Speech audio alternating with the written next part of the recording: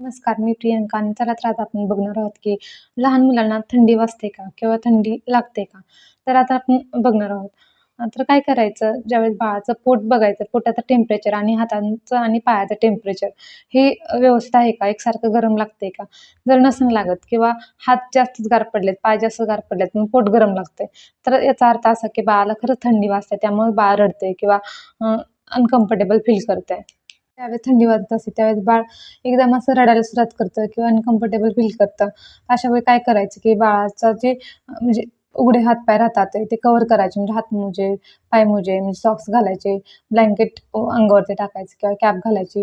ह्याच्यामुळे काय बाळाची थंडी निघून जाते आणि बाळाला असं उबदारपणा जाणवतो आणि त्यामुळे बाळ असं शांत झोपतं.